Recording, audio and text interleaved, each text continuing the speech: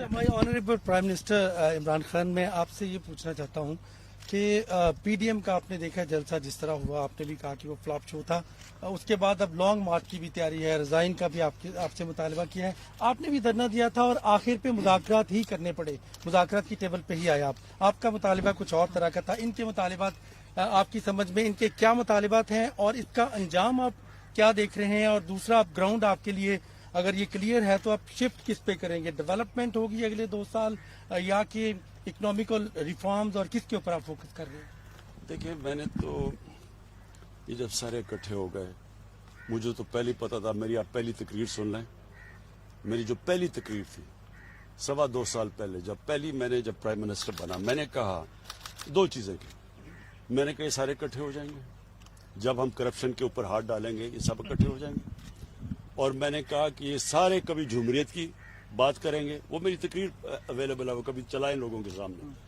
तो वही एपीडीएम democratic movement बन गई, वो मैंने कहा था।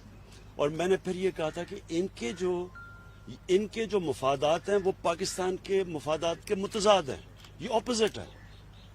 ये जो चाह रहे हैं वो जब अगर हम वो कर दें, यानी कि इन चोरों को, इनकी हम चोरी, जो कि पहले बने हुए केसेस हैं, हमने केसेस नहीं बनाए, इन सब के केसेस पहले के बने हुए हैं। ये चाह रहे हैं कि हम नैब को खत्म करके इनके केसेस खत्म कर दें, ये चाह रहे हैं। अगर हम वो करते हैं तो सबसे पहला मेरा सवाल यह है कि ये पाकिस्तान की जेलों में जो लोग बैठे हुए हैं, इनका क्या कसूर है? फिर उनकी तो लाखों की चोरियां हैं, इनकी अरबों रुपए की चोरी, और मुल्क से बाहर ले गए पैसा। तो उन बेचारे लोगों को, उनका फिर क्या कसूर है कि वो जेलों में गल सड़ रहे हैं? कई बेचारे जेलों में मर जाते हैं, उनकी तारीख ही नहीं लगती तब तक मर जाते हैं। गरीब लोग हैं ना सिर्फ। ये जो सबसे बड़े डाकू हैं, ये मुझे ब्लैकमेल करने की, मुझे पहले ही पता था इन्होंने कोशिश कर दी है। मैंने बार बार आपको कहा कि ये मुझे कोशिश करेंगे, लेकिन मैंने इनको एनआरओ नहीं देना। लेकिन स्ट्रेटेजी क्या है? जो भी स्ट्रेटेजी इनकी है कभी कामयाब नहीं होगी। मुझे कभी मैंने तो उनको मुल्तान में भी इनको कहा था कि इनको ऑन करने दो जो करना चाहते हैं। हमें सिर्फ लेकिन लोगों की जान और माल की हिफाजत करना गवर्नमेंट की जिम्मेदारी है। अब कोविड से आज 100 से ऊपर लोग मर गए। अब हम सबको पता है कि जब लोग जमा होते हैं बीमारी फैल जाती है, सारी दुनिया को पता है। हम उनको कह रहे, मेरा तो सिर्फ मकसद लोगों को बचाना था। अगर इनके जलसे ये अगर 10 जलसे भी करें ना, मैं आपको साबित करके दिखाऊंगा, 1 जलसा करूंगा, इन सारे 10 से क्यों होगा? क्योंकि मैं करता हूं पाकिस्तानी कौम के फायदे के लिए जलसा। मैं जलसा करता हूं जब पाकिस्तानी कौम का पैसा चोरी हो, या मैं चाहता हूं कि इलेक्शन के अंदर रिफॉर्म्स हो। ये कर रहे हैं अपनी चोरी बचाने के लिए। कभी पब्लिक चोरों के लिए नहीं निकलेगी, मेरे से ये लिख लें। कभी कौम लोगों के, वो बाहर डाकू सारे बाहर बैठ के जाके वहां लंदन की वो शॉपिंग कर रहा है, खाने खा रहा है, और यहाँ कह रहा है लोगों को कि आप सड़कों पे निकलो और मेरी चोरी बचाओ। लोग बेवकूफ हैं। देखें, जो इंसान समझता है ना कि अवाम बेवकूफ है, उससे बड़ा बेवकूफ है ही कोई नहीं। इलेक्शन के हवाले से कल कैबिनेट में भी आपने एक डिसीजन लिया कि मार्च के बजाय से फरवरी में, तो क्या सुप्रीम कोर्ट में कोई रेफरेंस दायर करने जा रहे हैं? कैसे करेंगे? और साथ जो कैबिनेट का एलामिया है उसमें यह भी था कि तमाम सियासी जमातों के लिए मुज़ाकरात के रास्ते हम उसे करेंगे शो ऑफ हैंड के लिए, तो इसके लिए क्या करने जा रहे हैं? क्योंकि आईनी तरमीम दरकार होती है, कोई सदारती रेफरेंस इसमें करेंगे या क्या करेंगे? देखिए 2 चीजें हमने फैसला किया। एक, हम इलेक्शन जल्दी करवाएंगे सेनेट के, क्योंकि ये सारा ड्रामा हो रहा है। ये जो सेनेट से बेचारे, इनका ख्याल है कि कोई सेनेट के इलेक्शन ना हो, तो वो तो फेल हो जाना है इन्होंने। वैसे ही हमने आपको पता है कप्तान तो मैं पुराना, इनसे ज्यादा बेहतर खेलना जानता हूँ, तो इलेक्शन तो हम पहले करवाएंगे। लेकिन जो दूसरी चीज है, देखिए पाकिस्तान, सारे जानते हैं कि पाकिस्तान के सेनेट के इलेक्शनों में पैसा चलता है, रिश्वत चलती है, सबको पता है। हमने 20 लोग पिछली बार निकाले जिन्होंने पता चला कि पैसा लिया, इसलिए हम शो ऑफ हैंड्स के ऊपर जा रहे हैं।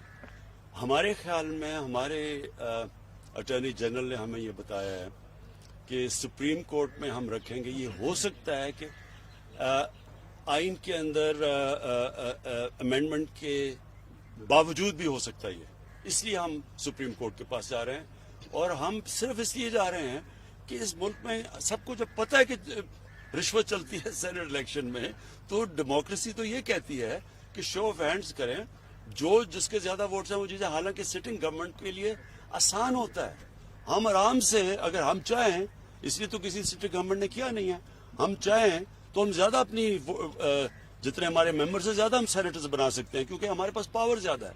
लेकिन मुल्क के लिए बुरा है कि रिश्वत चलती है और वो लोग सेनेट पे पैसे देके आ जाते हैं, इसलिए हम कह रहे हैं शो ऑफ हैंड्स पे है। फ्रांस में कहा गया कि अब मुज़ाकरात का वक्त गुजर चुका है, आपसे मुज़ाकरात कर नहीं रहे हैं, ये किससे करना चाहते हैं मुज़ाकरात, किसके लिए वक्त? मैंने तो सबसे पहले इनको कहा कि हम रुके, हमने कब कहा कि नहीं करते आपके मुज़ाकरात? नेशनल डायलॉग की पेशकश को वो समझ रहे हैं। नहीं, हमने कब कहा? देखें, पार्लियामेंट का मतलब ही होता है कि सारी बातें पार्लियामेंट में होती है। मैंने तो सिर्फ एक चीज कही है कि सारी बातें कर लें, मेरे से एनआरओ ना मांगे, और फिर ये ऊपर से मुनाफिकत करते हैं कि जी हमने मांगा कब नहीं।